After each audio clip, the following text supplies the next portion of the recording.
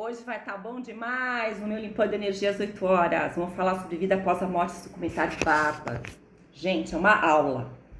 Vamos falar sobre materialização de seres por ectoplasma. Bom, existe um instituto na França que chama Instituto Nacional Internacional de Metafísica na França.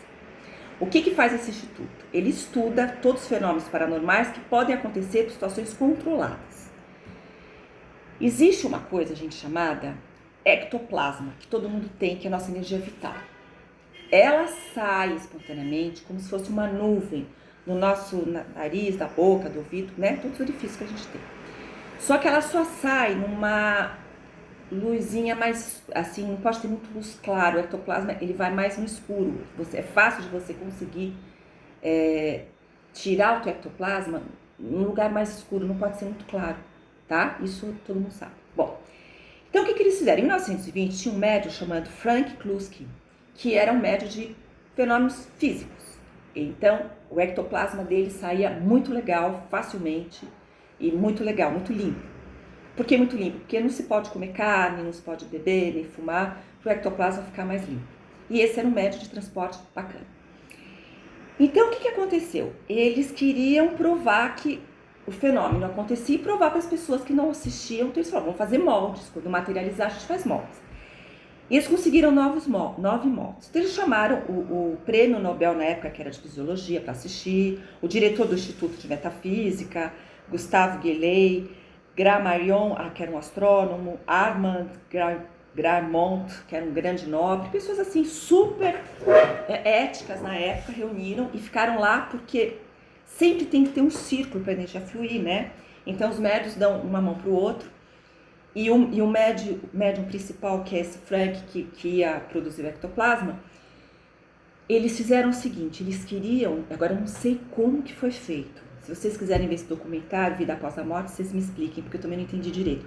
Eu sei que na hora que plasma, e que você consegue, por ectoplasma desse médium, plasmar um espírito, uma entidade, e tá matéria e você consegue tocar, esta mão, sei lá, ficou dentro da parafina para poder fazer o molde. E depois era colocado no colo dessas pessoas que estavam assistindo, né? Para ver que não tinha nada de errado.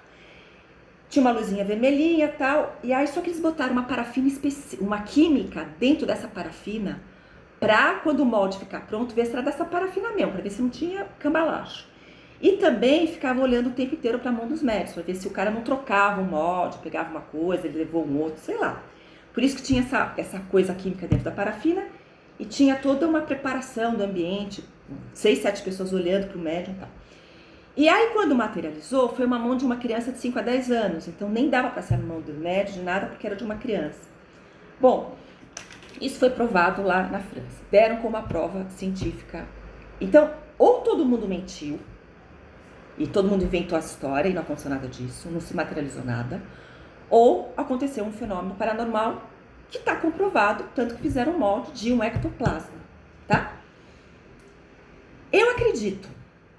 Por quê? Porque quando eu tinha 18 anos, eu fui trabalhar, eu era católica, mas eu via muita coisa, tal, sentia perfume, muita coisa, tal, e eu fui estudar esses fenômenos dentro do kardecismo. Então eu fui parar no centro do Gasparetto e da Zíbia Gasparetto.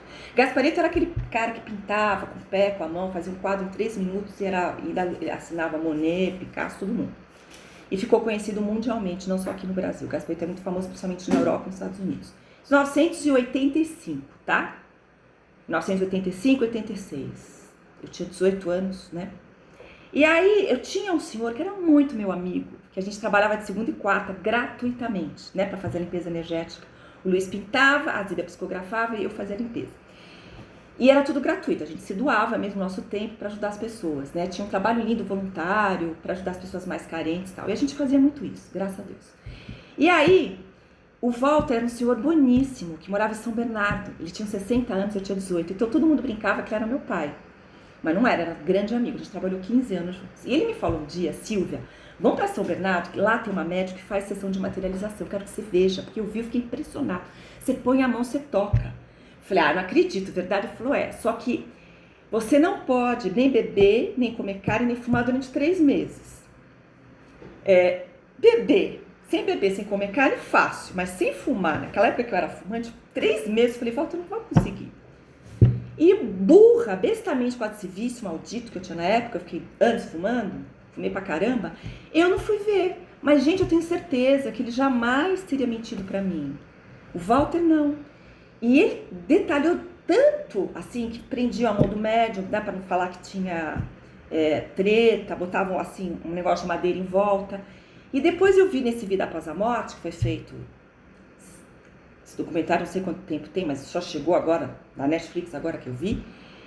E ele detalhou igualzinho de como era há 30 e poucos anos atrás, sei lá, 1985, que ele já havia aqui no Brasil.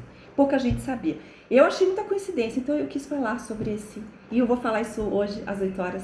É um dos casos que eu vou... Não quero ser a dona da verdade, só quero mostrar relatos pra gente meio que pensar juntos, tá bom? Beijo.